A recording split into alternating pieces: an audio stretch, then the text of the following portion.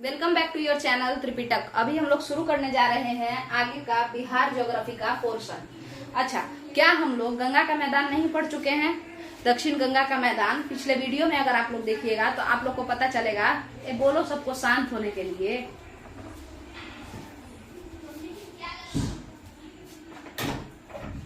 हाँ, अभी हम ये कहना चाह रहे हैं कि जो आपका गंगा का मैदान था, यहाँ पे क्या चल रहा है आप लोग खुद बताइए। तो बिहार का जो स्ट्रक्चर है ना, ऊपर ऊपर से बिहार में क्या क्या चीजें हैं वही चल रहा है। तो पर्वतीय प्रदेश हम लोग पढ़े, माउंटेनियस रीजन जो है बिहार का, जो शिवालिक रेंजेस जो थोड़ा बहुत बिहार में आ जाता है, चंपारण के पास, पश्चिमी चंपारण, ये सब में ऊपर में नॉर्थ में, तो वो पढ़ लिए। उसके बाद गंगा का मैदान में हम लोग उत्तरी गंगा का मैदान, फिर गंगा का मैदान में क्या क्या होता है, भाबर, खादर, ये सब पढ़े थे, बांगड़, है ना, चौर, मन, दियारा, गोखुर झील, सब पढ़ लिए थे। अब उसके बाद हम लोग पढ़े हैं दक्षिण बिहार में जो गंगा का, यानी कि दक्षिणी गंगा का मैदान है ना, तो वहां पे क्या क्या है, उसका फ्लो कैसे होता है, किस तरीके से वो पीनेट ड्रेनेज सिस्टम यानी पीनेट प्रणाली का निर्माण करता है, कैसे वो नीचे में जलमग्न क्षेत्र बना देता है दक्षिण साइड में, क्यों बनाता है, बहुत अच्छे से समझाए हैं। आप लोग पिछला वाला वीडियो देखिएगा तो आपको गंगा के मैदान का जो है क्लियर हो जाएगा अच्छे से। अब हम लोग शुरू कर रहे हैं बिहार का जो तीसरा स्ट्रक्चर है। तीन ही स्ट्रक्चर ही है बिहार में, अगर आप लोग देखें तो ऊपर में माउंटेनियस है, तो पहला तो माउंटेनियस हुआ। अब बीच में जो है आपका ये पूरा, मतलब ये वाला मत लीजिए, इसके नीचे बीच में जो है ये पूरा ये जो है यहाँ पे गंगा का मैदान है, ठीक है। और इधर नीचे में इतना दूर में अगर आप देखें तो ये पठारी प्रदेश है, दक्षिण का सीमांत पठारी प्रदेश। सीमांत क्यों कह रहा है, फ्रंटियर पे है ये। फ्रंटियर माने एकदम सीमा के अंत पे है पठार, ठीक है, इसीलिए सीमांत, ठीक है। बाउंड्री पे एकदम पठार है बिहार के, इसीलिए सीमांत पठारी प्रदेश। आगे समझते हैं कि आपका ये सीमांत पठारी प्रदेश कहाँ कहाँ कौन कौन से जिला में देखने को मिलता है। हाँ, तो चलते हैं उसको भी समझते हैं, एक एक कर करके पूरा बात यहाँ पे समझ जाना है, सबको खत्म कर लेना है। चलिए, सबसे पहले यहाँ पे अगर हम देखें तो हम एक ट्रिक हम लोग यहाँ पे देखेंगे। क्या? बाज न गया और रोके, ठीक है। तो इधर से सबसे पहले यहाँ से देखिए, अगर तो यहाँ पे कैमूर रेंज है, बाज न गया और रोके, ये इधर से जाएगा। जैसे अगर हमको ऐसे लिखना है, देखिए जिस तरीके से आपको इधर से, ये इधर से देखिएगा, के से कैमूर इस साइड है, ठीक है, फिर रोहतास इस साइड है, ठीक है। उसके बाद औरंगाबाद आता है, तो और से औरंगाबाद हो गया, फिर यहाँ गया है, फिर नवादा है, और फिर यहाँ पे बांका है, सॉरी जमुई है, उल्टा जा रहा है ना, इधर से लिखते जा रहे हैं, इधर से, है ना, फिर जमुई है और फिर बांका है, ठीक है।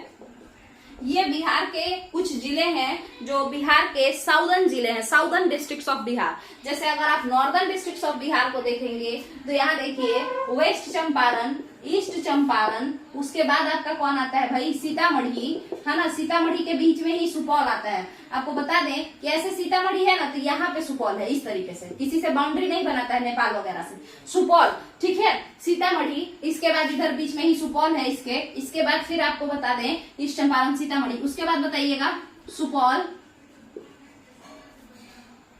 सॉरी सीतामढ़ी, ये शिवहर है। सीतामढ़ी में जो आता है इस तरीके से, ये शिवहर है। इसके बाद सुपौल आता है, उसके बाद मधुबनी, अररिया, किशनगंज। अच्छा, गड़बड़ इसमें आप लोग फाइंड आउट कीजिए कहाँ है गड़बड़। क्या इन दोनों का लोकेशन सही है? मधुबनी से पहले सुपौल आता है या सुपौल से पहले बाद में मधुबनी आता है? मतलब मधुबनी से पहले सुपौल आता है या मधुबनी के बाद सुपौल आता है, बताइएगा आप लोग, ठीक है। तो ये नॉर्दर्न जैसे जिला है, उसी तरीके से इन नॉर्थ साइड वाले जिलों में आपको हिमालयन रेंजेस देखने को मिलता है, हिमालय का कुछ हिस्सा देखने को मिलता है।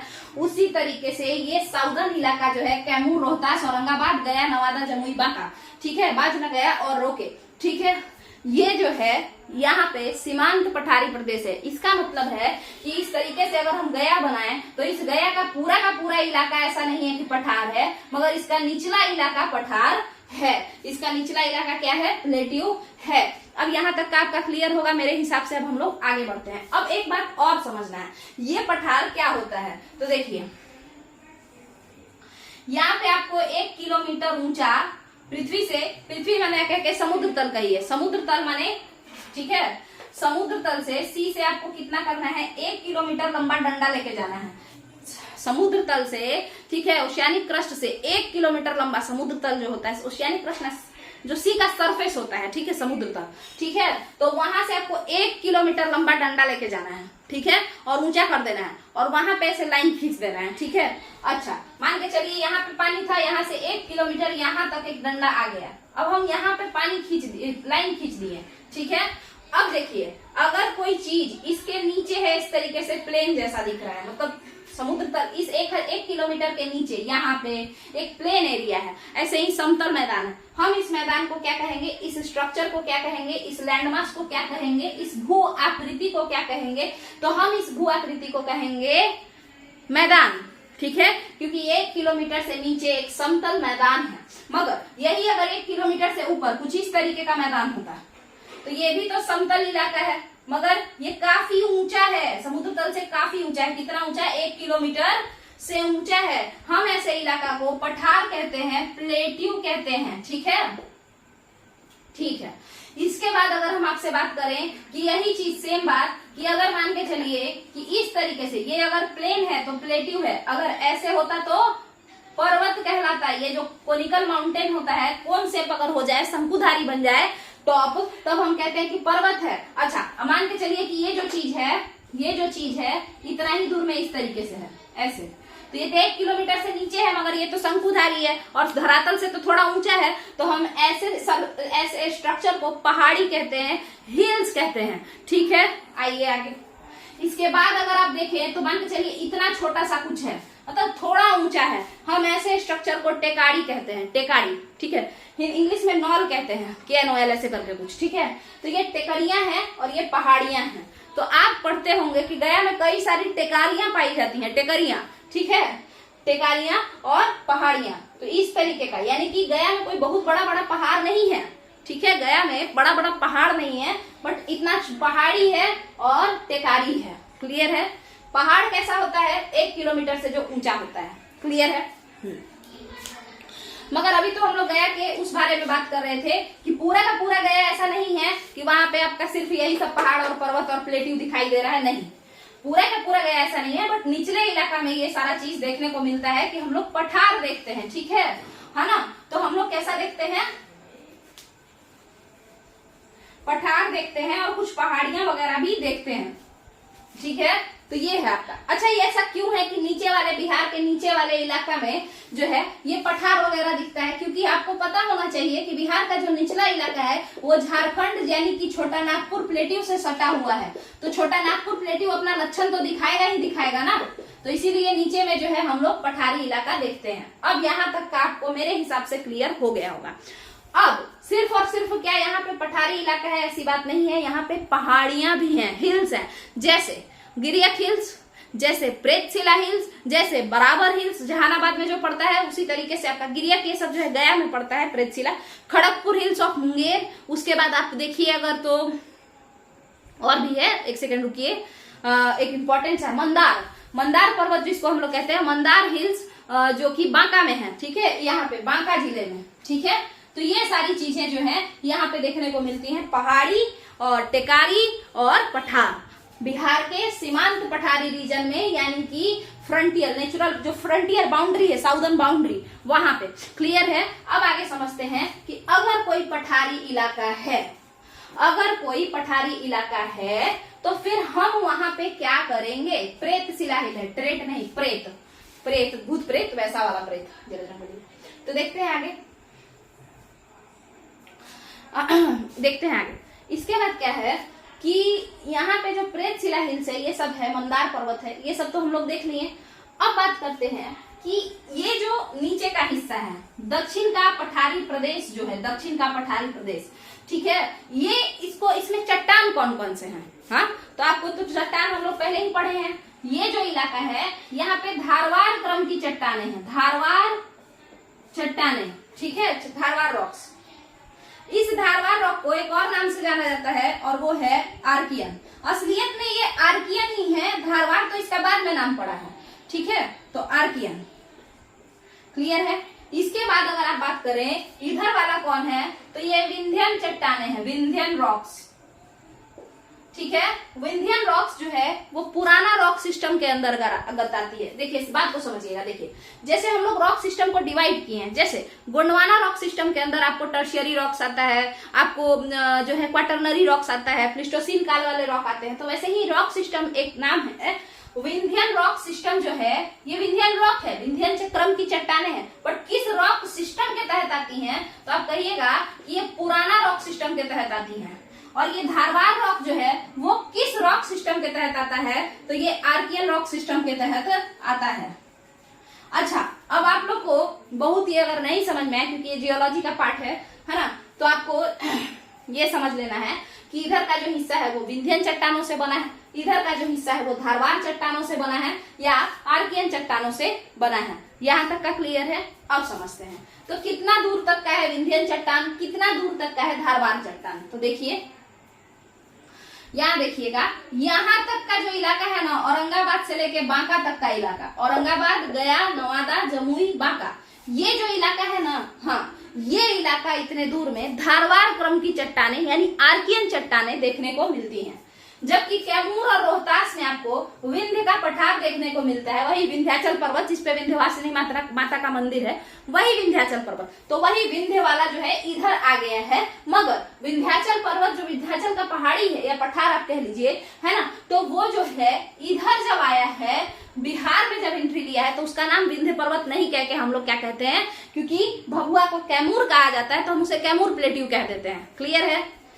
आप खुद बताइए कि ये वाला जो है ये एक्सटेंशन है, कैमूर पठार कुछ और नहीं है, विंध्य पठार का ही या विंध्यन रेंजेस का ही एक्सटेंशन है, मगर माने बढ़ा हुआ है। मगर बिहार में विंध्यन रेंजेस के इस एक्सटेंशन को बिहार के एक जिला कैमूर के नाम पे रखा गया है, हम इसे कैमूर पठार के नाम से जानते हैं।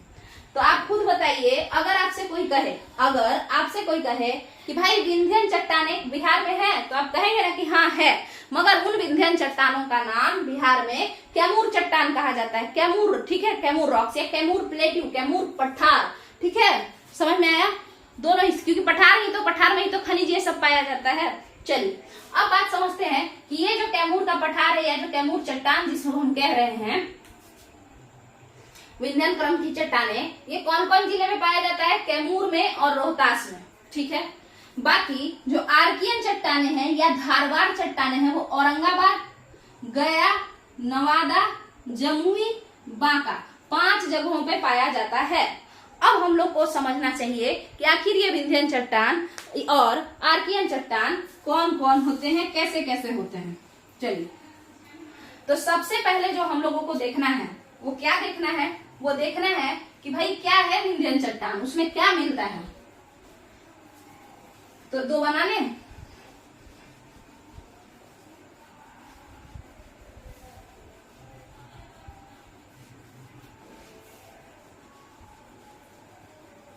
कि आखिर क्या है विंध्यन चट्टान, अगर हमको ये देखना हो तो हम कैसे देखें? खुद बताइए। तो देखिए, विंध्यन रॉक्स के बारे में, और इधर हम लिखेंगे विंध्यन रॉक्स, और इधर हम देखेंगे धारवाड़ रॉक्स, या हम देखेंगे आर्कियन रॉक्स।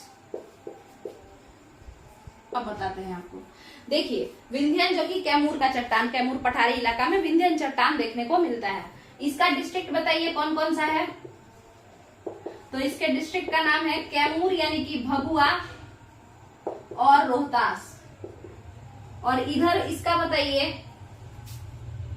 तो अगर आप इसके डिस्ट्रिक्ट के बारे में हमसे पूछेंगे तो हम आपसे कहेंगे कि इसमें क्या क्या है भाई? तो बाज न गया और रोके, हम ट्रिक से याद किए हुए हैं। बांका, नवादा, गया, औरंगाबाद, क्या रोके भी होगा इसमें? क्या बताइए, क्या इसमें रोहतास और कैमूर होगा? नहीं, ये नहीं आता है। रोहतास और कैमूर दूसरा टाइप के चट्टान से बना है, विंध्यन रेंजेस से बना हुआ है। चलिए, तो अब आप बताइए कि ये चट्टाने कैसी हैं? क्या इसमें कार्बन है? नहीं, ये पुराना रॉक सिस्टम का पार्ट है। पुराना रॉक सिस्टम के समय कार्बन नहीं था, यानी जीवों की उत्पत्ति ही नहीं हुई थी, तो कार्बन कहाँ से होता? ठीक है, तो आप बताइए क्या इसमें कार्बन है? नहीं है। तो क्या इसमें जो मिलेगा वो ऑर्गेनिक मिनरल होगा? कार्बनिक मिनरल, कार्बनिक खनिज होगा? नहीं होगा, इनऑर्गेनिक मिनरल होगा। जो भी इसमें मिलेगा वो सब इनऑर्गेनिक सामान होगा। चलिए, अब ये धारवाड़ या आर्कियन रॉक की बात करें तो ये दुनिया का सबसे पुराना चट्टान माना जाता है। इसमें ऐसा है कि इसमें तो ये प्री कैम्ब्रियन पीरियड का ही है। प्री कैम्ब्रियन माने कार्बनिक एरा से पहले का, पूर्व कार्बनिक समय का। ठीक है, ये भी प्री कैम्ब्रियन है, ये भी प्री कैम्ब्रियन है। बट इन दोनों बुढ़ों में से सबसे बुढ़ा कौन है? तो ये बुढ़ा सबसे बुढ़ा है, और ये भी प्री कैम्ब्रियन है। हम इसे पाताल चट्टान भी कहते हैं, डेप्थ प्लूटोनिक रॉक्स कहते हैं। मतलब एकदम पाताल तक धंसा हुआ है, इतना बरियार है और इतना दूर तक है कि एकदम पाताल तक धंसा हुआ है। ठीक है, ठीक है। तो हम क्या कह सकते हैं, क्या इसमें कार्बन है? नहीं, नहीं है। ठीक है, यहाँ से भी इनऑर्गेनिक सामान देखने को मिलेगा। अच्छा, आपको बता दें कि विंध्यन तो भले ही बुढ़ा है बट उतना मजबूत नहीं है, क्योंकि पाताल तक धंसा हुआ नहीं है। ये तो बहुत ही अंदर तक है, इसीलिए बहुत बलियार है और बहुत ताकतवर है। ठीक है, इसी वजह से यहाँ पे जो मिलेगा आपको ग्रेनाइट मिलेगा चट्टान में। यहाँ पे कौन कौन टाइप का जो है पत्थर ये सब मिलेगा, खनिज वगैरह मिलेंगे, उसके बारे में बात करते हैं। ग्रेनाइट मिलेगा, ग्नीज मिलेगा, शिस्ट मिलेगा। क्लियर है, ये सारी चीजें। और आप देखिए अगर तो जमुई में गोल्ड भी तो मिल रहा है, सोना मिल रहा है ना, गोल्ड का भी अनुमान लगा है सोना जो है जमुई में। इसके अलावा क्रोमियम वगैरह भी आपको दिख जाएगा। खास करके इनऑर्गेनिक मिनरल्स जो है वो दिखेंगे, जैसे आयरन, क्रोमियम, निकल, कोबाल्ट, मैंगनीज, ये सब जो कार्बनिक नहीं है वो कोयला, ये सब इधर देखने को नहीं मिलेगा। क्या आपका यहाँ तक का क्लियर है? तो हम लोग अब आगे बढ़ेंगे। अगर हम बात करें विंध्यन में क्या मिलेगा, अगर हम बात करें कि विंध्यन में क्या मिलेगा, तो यहाँ पे बलुआ पत्थर यानी सैंडस्टोन देखने को मिलता है।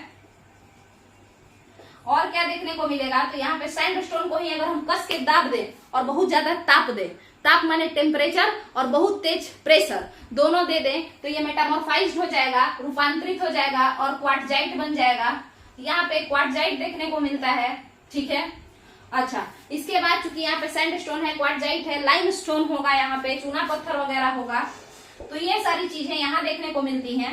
ठीक है, तो चट्टानों का क्रम आपको समझ में आ गया। क्यों यही चट्टान है? क्योंकि ये कार्बनिक नहीं है, ये विंध्यन की चट्टानों में यही सारी चीजें मिलती हैं। ये धारवाड़ है तो यहाँ पे यही सब चीज देखने को मिलता है। इनऑर्गेनिक टाइप का जो मिनरल, चट्टान, धातु, मेटल ये सब होता है, वही सब देखने को मिलता है। यहाँ तक का क्लियर है? अगर तो आगे बढ़े तो अब आप खुद बताइए कि ये जो विंध्यन की चट्टानें हैं, यहाँ पे किस टाइप का इंडस्ट्री होगा भाई? क्या यहाँ पे घर बनाने वाला इंडस्ट्री कुछ ज्यादा ही सक्सेसफुल नहीं होगा?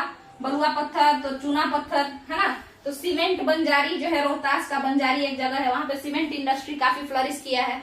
ठीक है, तो ये सब चीजें हैं। अच्छा, इसके बाद अगर हम आपसे बात करते हैं और भी कुछ बात, तो यहाँ समझते हैं। यहाँ पे आपको गिट्टी पिट्टी का जो है इंडस्ट्री लगा सकते हैं हम लोग। जो गिट्टी होता है, गिट्टी कैसे होता है, कैसे लिखाता है पता नहीं, आप लोग देख लीजिए। वो जो घर में हम लोग गिट्टी वगैरह यूज करते हैं, ग्नीज, ग्रेनाइट को और छोटा छोटा करते जाइएगा तो गिट्टी बदल जाएगा। ठीक है, तो वो सब का चीज हम लोग यहाँ पे कर सकते हैं। और भी कोई मिनरल से रिलेटेड कोई माइनिंग वगैरह यहाँ पे हम लोग लगा सकते हैं, अगर चाहे तो मिले तब। ठीक है, जैसे हम लोग जमुई में सोच रहे हैं मिलेगा, है ना, कुछ कुछ मिला भी है, उससे पता चल रहा है, लग रहा है जैसे उसमें बहुत सारा भंडार है। तो अगर उतना निकालने के लिए अगर यहाँ पे हम लोग एक्सकेवेशन टीम बुलाएं और यहाँ पे इंडस्ट्री स्टैब्लिश करें तो बात अलग है ना, तो कर सकते हैं यहाँ पे। ठीक है, इसके बाद आप बताइए ये सब जो जगह है, चाहे वो विंध्यन हो चाहे वो धारवाड़ हो, चाहे वो विंध्यन हो चाहे वो धारवाड़ हो, यहाँ का जो चट्टान है जिससे धरती बना है वो कड़ा है, पुराना जमाना का है, मतलब एकदम उसको जोया हुआ है, पुराना जमाना का है, तो बहुत ही कड़ा हो चुका है ये, है ना, दब दब के बार बार। तो इस वजह से जब ये बहुत कड़ा हो चुका है तो आप खुद से बताइए कि यहाँ का मिट्टी जो होगा वो कैसा होगा। चट्टान को हम कितना भी तोड़े, मुलायम तो यह है नहीं जो टूट के एकदम बुकनी हो जाएगा, मतलब एकदम जो है चूर्ण पाउडर बन जाएगा, नहीं। तो यहाँ का जो मिट्टी होता है ये थोड़ा मोटा मिट्टी होता है, मोटे मोटे कण इसमें होंगे। ठीक है, कैसे कण होंगे? मोटे मोटे कण होंगे। अच्छा, इसके अलावा मोटे मोटे कण तो होंगे ही, उसके अलावा आप खुद बताइए कि ये जो आर्कियन चट्टानें होती हैं, तो उस आर्कियन चट्टान अंदर बहुत ही दबा हुआ है, अंदर बहुत ही दबा हुआ है, मजबूत है, तो इस वजह से यहाँ का जो मिट्टी है वो मोटा मोटा कण का है। तो मोटा मोटा कण में जहाँ का मिट्टी ऐसा होता है, यानी कि अजीब सा मोटा मोटा, और यहाँ पे लोहा भी तो है, तो लोहा के वजह से लाल टाइप का थोड़ा हो जाएगा। आयरन है ना, तो आयरन की वजह से लाल टाइप का थोड़ा हो जाएगा। तो एक तो ये रहा, इससे आपको पता चल गया कि इस साइड का जो मृदा है, जो मिट्टी है, वो लाल लाल टाइप का है थोड़ा, और ऊपर से इसका जो पार्टिकल है वो थोड़ा सा कैसा है, ग्रेन्यूल्स के फॉर्म में है, मोटा मोटा है। इसी वजह से हम लोग क्या करते हैं, यहाँ पे मोटा अनाज उगाना ज्यादा प्रेफर करेंगे। एग्रीकल्चर क्या बेस्ड है आपके इसी रॉक पे। अगर आप ऐसे देखें कि रॉक से लाए हम और यहाँ पे एग्रीकल्चर करवा रहे हैं, यानी एग्रीकल्चर भी बेस्ड है इन्हीं सारे सिस्टम पे। क्लियर है। यहाँ पे बलुई इलाका है तो जाहिर सा बात है बालू पत्थर ये सब मिल रहा है, यानी कि बलुई इलाका होगा तो यहाँ पे भी आपको बहुत ज्यादा जो है एग्रीकल्चर फ्लरिश नहीं कर पाएगा। वैसे भी पठारी इलाका में खनिज तो मिलते हैं, मगर क्या मैदान की तरह अनाज उग सकता है पठारी इलाका में? नहीं उग सकता है। तो आपका ये भी क्लियर है। तो हम आपको क्या क्या बताएं, धारवार क्या होता है, आर्कियन क्या होता है, ठीक है। इसके बाद हम बताएं कई सारे पहाड़ी हैं, कई सारे टेकड़ियां हैं, टेकाड़ी जिसको कहिए या टेकरियां कहिए, प्रेतशिला पहाड़ी है, मंदार पहाड़ी है, खड़गपुर हिल्स ऑफ मुंगेर है।